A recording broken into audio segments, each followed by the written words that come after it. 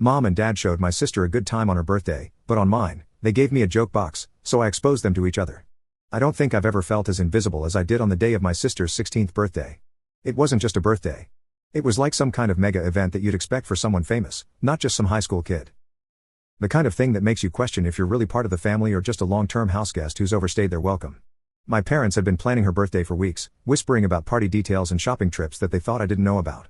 They even enlisted her girlfriend to keep her busy the whole day so they could set up the surprise without her sniffing it out. I mean, they went all out. We're talking banners, a mountain of gifts, and enough food to feed an army of hungry teenagers. And, yeah, it was all for her. The day of the Big Bash, our house transformed into Party Central. By 2 p.m., our backyard looked like some festival ground. There were strings of lights hanging from every possible point, balloons bobbing in the breeze, and a playlist thumping through speakers that could probably be heard a block away. They even rented one of those fancy photo booths, complete with props and a custom backdrop that read, "Happy 16th Champ." I guess subtlety was off the menu. As the guests started arriving, I hung back, trying not to get in the way. It wasn't like I was needed for anything. My parents were buzzing around playing the perfect hosts. Mom was all smiles, flitting from one group to another, making sure everyone had what they needed. Dad was manning the grill, flipping burgers like his life depended on it. And there, in the middle of it all, was my sister, the star of the show, laughing and soaking in every second of attention. She had friends over that I'd never seen before, people who came up to her with big grins and even bigger presents. They talked about games, boys, and all the stuff I guess normal teenagers talk about. Watching them, I couldn't help but feel a pang of something. Envy? Maybe. Resentment? Definitely. Later, as the sun began to dip below the horizon and the backyard lights cast long shadows on the ground, the highlight of the party kicked in, a surprise unveiling of a brand new gaming console, the PS5. It was the one thing she hadn't stopped talking about since it was first announced. And there it was in her hands as she looked genuinely shocked for the first time that day. I remember thinking how nice it must be to be the one who always gets what they want, how it must feel to have our parents bend over backward to make sure you're happy. And there I was, just a spectator in my own home, clapping along and putting on a smile, trying to look like I was part of the celebration. When it was time for the cake, everyone gathered around singing at the top of their lungs. My mom brought out this huge, elaborate cake, something straight out of a bakery show with icing that matched the colors of her high school. My sister blew out the candles, everyone cheered, and for a moment, just a brief second, I saw my parents looking at each other with these big satisfied smiles, like they'd pulled off the greatest thing ever. The party eventually wound down, and the guests started to leave, carting off their share of leftover food and memories. My sister, still buzzing from the excitement and probably the sugar, asked if she could crash at her friend's place for the night. I was in the kitchen pretending to help clean up when I overheard my parents agree without a second thought. "Just be careful and have fun," Dad told her with a pat on the back. That simple exchange was a gut punch. Just like that, she was free to go off and continue her perfect day. Meanwhile, I was stuck at home, cleaning up after a party that wasn't even for me, knowing full well that kind of freedom was off limits in my case. The next morning, my sister came home, her clothes reeking of booze, a crooked smile plastered on her face as she recounted her adventures to our parents, who just laughed it off. "Girls will be girls," I heard Dad chuckle, shaking his head. "Girls will be girls. But what about me? When did I get to be just a kid without the constant reminders that I wasn't as valued?" It was a question I'd asked myself a lot, but it stung a little more each time I thought about it, especially after seeing the lengths they'd gone to for her compared to the complete indifference they showed for anything that mattered to me. My birthday was a couple of weeks away, and deep down, I knew better than to expect anything close to what my sister got. But still, part of me hoped maybe this year would be different. Maybe this year, they'd surprise me.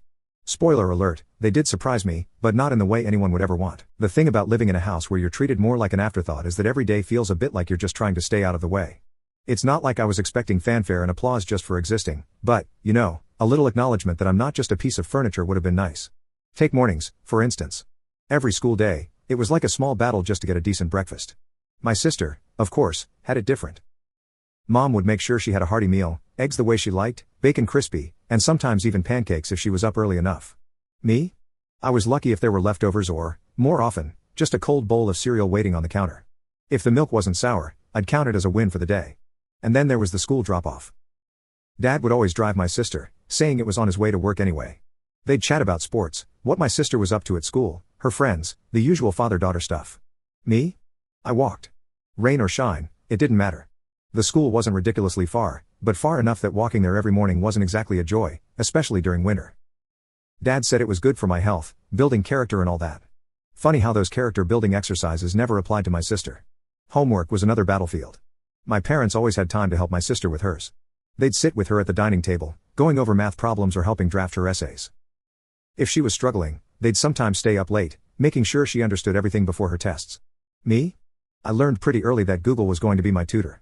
Asking for help usually got me a figure it out, you're smart enough, or a can't you see we're busy? So I did figure it out, mostly on my own. And let's not even start on the extracurriculars.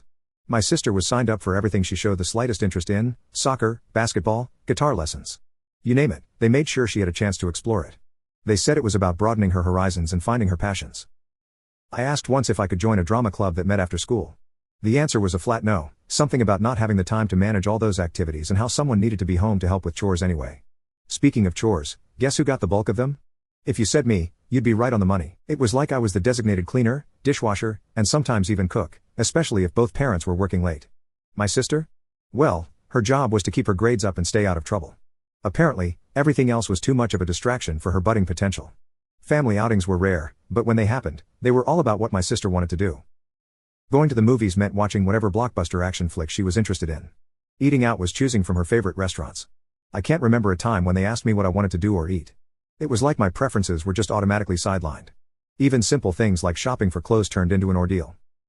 Shopping trips with my sister were these long, drawn-out affairs where my parents would fuss over her, making sure she got the trendiest outfits, the best shoes. When it came to me, it was always about being practical, choosing whatever was on sale, and hurrying up because we didn't have all day. It wasn't just the big things. It was all these little moments that added up, making it clear that in my parents' eyes, I just didn't measure up the same way my sister did. I tried not to let it get to me, tried to brush it off as just the way things were, but it's hard not to feel the sting of rejection from your own parents. I remember one evening trying to talk to them about how I felt. I'd been gearing up for it all day, practicing in my head what I'd say. The living room seemed like neutral ground, so after dinner, I brought it up. I told them I felt like they didn't care about me as much as they did my sister. I can still hear the dismissive tone in my mom's voice as she told me I was being ridiculously dramatic and that I should be grateful for everything I had. Dad didn't say much, just agreed with whatever Mom said and went back to watching TV. That conversation ended with me feeling smaller than I had before.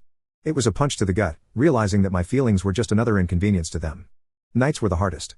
Lying in bed, listening to the quiet of the house, I'd feel this hollow sensation in my chest. It was like I was mourning something I never really had, the warmth of a family that saw me as an equal member. I drifted off to sleep on those thoughts, wishing for a different reality where I wasn't the second choice, the backup plan, or the afterthought. But wishes were just that, wishes. Reality was the bedroom I lay in, the house I walked through, and the family I lived with. And in that reality, I was always going to be the one looking in from the outside, trying to find a way to fit into a picture that seemed to have no place for me. Despite the clear favoritism my parents showed toward my sister, our relationship somehow managed to avoid the typical sibling rivalry. Maybe it was because she knew deep down how unfairly I was treated, or maybe she just genuinely felt bad for me. Either way, she wasn't like the others. She didn't lord it over me that she was the golden child. Instead, she tried to make things right in small, subtle ways that I couldn't help but appreciate. It started with the little things, like the time I mentioned offhandedly that I liked a certain band. I didn't think much of it. Just a comment during dinner about a song I heard on the radio. But a week later, my sister handed me a CD, the band's latest album. She'd bought it with her own money just because she remembered I liked them. It was a simple gesture, but it meant the world to me. It was proof that someone in the house was listening. Someone cared about what I liked. Then there were the late-night snacks. I wasn't allowed to stay up late, unlike my sister, who seemed to have no curfew at all. But on nights when she knew I was up studying or just couldn't sleep, she'd sneak down to the kitchen and bring back a stash of snacks, chips, cookies, sometimes even a soda. We'd sit in my room, cross-legged on the floor, munching away as she told me about her day, the good parts and the bad. Those moments, those midnight confessions, made me feel like I wasn't so alone in that house. And it wasn't just snacks or CDs. My sister had this way of including me that felt so natural, so sisterly. She'd invite me to hang out with her and her friends occasionally, even though I knew they weren't thrilled about having her younger sibling tag along. But she'd insist, "Come on. It'll be fun. You'll like my friends. They're cool." And sometimes, I actually did have fun. I got glimpses of what it was like to be a part of her world, a world where I was welcomed and not just tolerated. Her world was so different from mine, even though we lived under the same roof. She was popular at school, always invited to parties, always in the loop about whatever was happening. I, on the other hand, was more of a loner. I had a few close friends, but I wasn't part of any clique or group. I was just me, and most of the time, that felt like it wasn't enough. Not for my parents, not for the cool kids at school, sometimes not even for myself. But my sister never made me feel like I was less. If anything, she went out of her way to make sure I got some of the experiences I was denied by our parents, like the time I really wanted to go to a concert. It was a school night, and I knew my parents would never let me go. But my sister, she came up with a plan. She told them she was the one who wanted to go, that it was important for some school project. Of course, they said yes to her. They always did. And then she took me with her. We lied, said I was staying over at a friend's house, but really, we were at the concert, jumping and yelling to the music, Just being normal teenagers for once. It was one of the best nights of my life, and it wouldn't have happened without her. She knew how much it meant to me, and she made it happen, even if it meant bending the rules a bit. That night, as we drove home with our ears still ringing from the music, I looked over at her and realized how lucky I was to have her as my sister. She might have been the favorite, but she didn't act like it. She acted like a sister should, protective, caring, and a little bit conspiratorial. Even with things as simple as sharing her gadgets and games, she was generous. When she got the new gaming console for her birthday, the one our parents had made such a big deal about, she didn't keep it to herself. She shared it with me, let me play whenever I wanted. She'd even sit and watch, giving me tips, cheering me on when I beat a level that had been giving me trouble.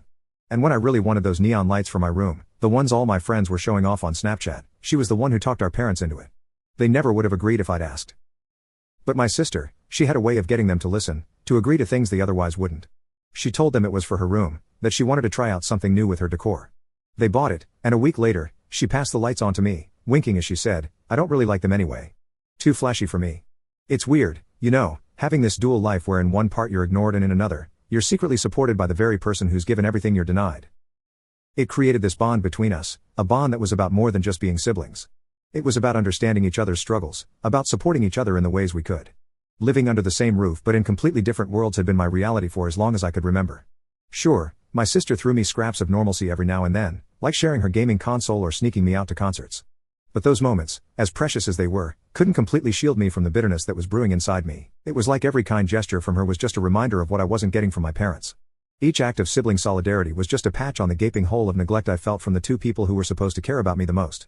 It wasn't fair, and that unfairness began to ferment into something dark and heavy, a resentment that settled in the pit of my stomach, growing heavier with each passing day. The whole thing might sound petty to someone on the outside. I had a roof over my head, didn't I? Food on the table, clothes on my back. But it's hard to explain how deep the hurt goes when the very people who brought you into this world treat you like you're a permanent guest in their lives, not a family member. And not just any guest, a tolerated one at best. As my 15th birthday approached, the weight of my parents' indifference was especially crushing. I was another year older, another year stuck in this emotional limbo, and I couldn't help but think back to my sister's 16th birthday. The big party, the laughter, the way our parents had looked at her with so much pride and joy. Would I ever get that from them? A part of me knew better than to hope, but there was another part, a stupid stubborn part, that wanted to believe this year might be different. I remember lying in bed the night before my birthday, staring at the ceiling and listening to the quiet of the house. Everyone was asleep, but I was wide awake, my mind racing with a mix of hope and dread. What if they surprised me this year? What if they had something special planned and were just really good at keeping it a secret? Yeah. Right. My inner cynic snorted at the thought. The morning of my birthday, I woke up with a nervous energy buzzing through me. I got dressed, my movements robotic and my thoughts scattered. I made my way downstairs, the smell of coffee and the sound of morning news drifting from the kitchen. My parents were there, acting like it was just another day. No happy birthday, no smiles, just the usual morning routine. I poured myself a bowl of cereal, the milk, thankfully not sour today, and sat at the table trying to gauge their moods. They seemed relaxed, chatting about some trivial thing or another.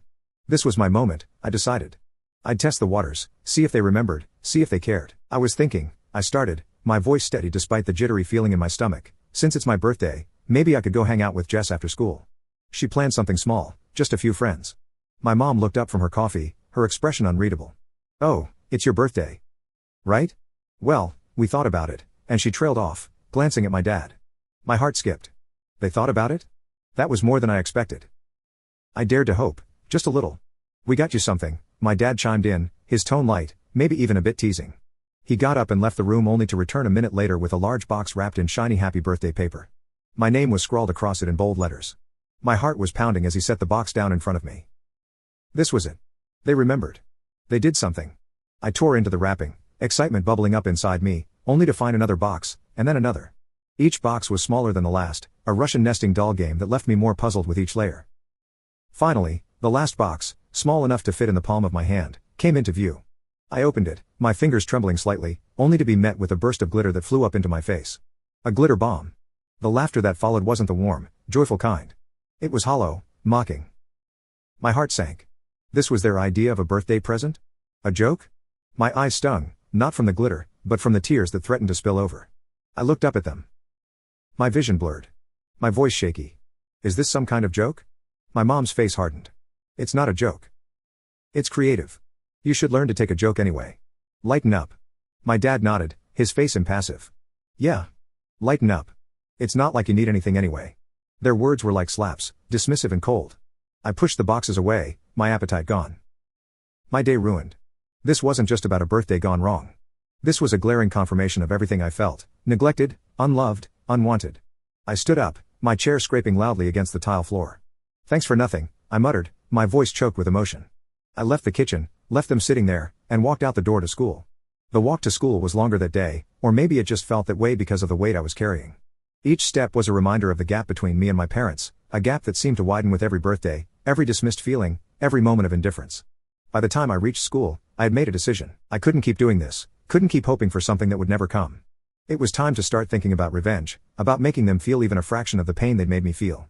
Not today, maybe not tomorrow, but soon. I needed to protect myself, to fight back in whatever way I could.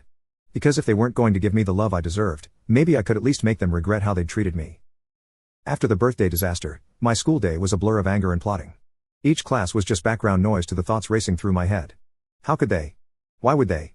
The hurt from the glitter bomb fiasco was deep, but it sparked something in me, a fiery resolve I hadn't felt before. I was done being the victim. By the time the final bell rang, I had a plan. Not fully formed, maybe a bit reckless, but it was a plan nonetheless. I wasn't going to let them off the hook this time. They needed a wake-up call, and I was more than ready to be the alarm.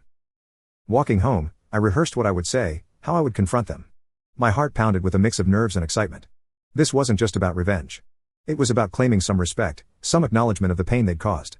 I got home to find the house unusually quiet. My parents were both there, which was rare given their usually conflicting schedules. They were in the kitchen looking like they were gearing up to start dinner. Perfect timing. "Hey," I started, my voice steady despite the butterflies doing acrobatics in my stomach. They both turned, surprise etched on their faces. Probably didn't expect me back so soon. "We need to talk," I said, closing the door behind me with a click that sounded like a gunshot in the silence. They exchanged a look, a silent conversation that I wasn't privy to, but I didn't care. I was going through with this. "What's on your mind?" my dad asked, his tone cautious. I took a deep breath. This was it. "I'm tired," I began, my words clipped. "Tired of being treated like I don't matter, like I'm less important than her." I gestured vaguely upstairs where my sister was probably holed up in her room. My mom's expression hardened. "Here we go again. Always so dramatic." "No," I cut her off, my voice sharper than I intended. "Not this time. You don't get to dismiss me, not today." I locked eyes with her, holding her gaze to show I meant business. I deserve better than a glitter bomb for my birthday. I deserve better than being an afterthought in my own home, and I'm sick of it. Sick of all of it. The words tumbled out, fueled by every ounce of hurt and resentment I'd stored up over the years. There was a tense silence, then my dad ran a hand through his hair. "We thought it was funny. We didn't mean anything by it." "Funny?" I scoffed. "Is that what you think this is about? A bad joke?" I shook my head, disbelief coloring my tone. "This is about how you treat me every day, how you've always treated me." My mom crossed her arms, defensive. "We provide for you, give you everything you need. You're just ungrateful." Ungrateful? The word hit me like a slap. Ungrateful for what? Being ignored? Being second best? I laughed bitterly. "Yeah. I'm real ungrateful." The air was thick with tension, each of us caught in a standoff. I could see the confusion, maybe even a hint of guilt in their eyes, but I wasn't done. Not yet. "And you know what?" I continued, the words coming easier now. "I've kept secrets too. Like the time I caught Mom kissing one of Dad's friends at my sister's basketball game. Remember that?" I did. I watched the color drain from her face, watched as my dad's confusion turned to shock. "What are you talking about?" my dad asked, his voice low, dangerous. "Oh, it happened. While you were both so busy being perfect parents to her, your wife was making out with another man. How's that for family values?" My mom's mouth opened and closed, but no words came out. She looked to my dad, who was staring at her with an expression I couldn't quite read. "And Dad," I turned to him, my gaze cold. "Let's not forget the adult movies I found on the computer last week. Really educational stuff, you know? Great for a school project." Now it was his turn to go pale. "That's enough," he said, his voice tight. "You have no right." "I have every right," I snapped back. "You made me feel like I have no place here, so why should I play nice? Why should I keep your secrets when you can't even remember my birthday?" The room was spinning with accusations and hurt feelings. A toxic cloud that had been brewing for far too long. I had laid everything out, all the cards on the table, and it felt terrifying. Exhilarating and terrifying. Then I laughed like a maniac and ran out of the house. I still remember the shocked expressions after what I said. Now I'm at school, and I'm really scared of going back home. And even though the thought of what they might do after I revealed those things is scary, my anger is still not satisfied, and I want to hurt them even more. Should I just not go back? Or should I talk to my sister and ask for her help? Maybe I should actually just go all the way and plot my revenge for all the times they treated me like shit and just be done with it. After all, it's a guarantee that I'm going to be punished for my behavior. So why not do more harm and then get punished? Or maybe I should keep my mouth shut and just try to get through 3 more years of hell and focus on getting into a good college and building my own life. Update 1. Hey, everyone. I really can't thank you enough for all the support and good vibes you've sent my way through your messages and comments. It's been a bit of a lifeline during what's easily one of the toughest times I've faced. I haven't updated sooner because, honestly, things have just been way too much. And up until recently, I didn't even have access to my phone. Let me backtrack a bit and fill you in on the chaos that's been my life lately. So after my last post, I came home to find out that my parents had a huge blow-up. My sister, who was home at the time, filled me in because by the time I got there, the storm had already hit. My dad had been harboring suspicions about my mom having an affair, and something I accidentally let slip ended up being the last piece of the puzzle he needed to confirm his fears. That night, my dad didn't come home, and my mom was livid. In her anger, she took it out on me, grounding me indefinitely and confiscating my phone, effectively cutting me off from everyone. She was so furious she even banned my sister from helping me out and threatened to take her phone too if she tried to pull any stunts to aid me. Despite the severity of the lockdown, thankfully, she didn't get violent. But I was pretty much left to stew in minimal contact with the outside world. Fast forward to now, I just got my phone back after what felt like an eternity. My dad decided to move out a few days back, saying he needed space to think things through, which has just added to the already heavy and gloomy atmosphere at home. After some time to reflect, I realized that plotting revenge or any kind of payback was just going to make things worse for me. Being isolated from everyone for over a week made me see that any more punishment from their side could really break me. So I've decided to just keep my head down and try to get through the rest of high school as quietly as possible. Many of you reached out through DMs, and I'm sorry I couldn't respond sooner. Everything felt like it was crashing down, and I was barely keeping it together. The escalation at home was unbearable at times. My parents' arguments turned frequent and highly volatile, often breaking the silence of the night. It got so bad that there were nights when I was genuinely scared, sneaking into my sister's room where we'd both plug into the same pair of headphones, blaring music just to drown out the noise of their fighting. Now with my parents living separately, there's this strange, tense quiet that's almost as bad as the arguments. I overheard my mom saying she's putting off the divorce because she thinks fighting for custody would be too much hassle, especially since my sister and I are close to becoming adults. They're planning to wait until I turn 18 to legally separate, which isn't too far off, but it feels like a lifetime away when every day is strained. I'm not even sure how to feel about all this. On one hand, it might mean fewer explosive fights, but on the other, it feels like my family is just disintegrating before my eyes. And right in the middle of all this was my 16th birthday. Yeah. That was a day to remember, but for all the wrong reasons. It's a birthday I won't forget. Not because it was special, but because it marked the realization that nothing's going to be the same. It's tough. Not going to lie. Some days are harder than others. And sometimes I feel like I'm just going through the motions, waiting for a day when things might start to look up. But sharing this with you all here helps. It makes me feel less alone, knowing there are people out there who, even though we've never met, genuinely care and understand. I'll keep you all updated as things hopefully start to improve or at least stabilize. For now, I'm just trying to focus on the positives, like planning for my future and trying to find moments of normalcy amid the chaos. Thanks again for sticking with me through this. Your words of encouragement have been a huge comfort. Here's hoping I'll have some better news to share next time.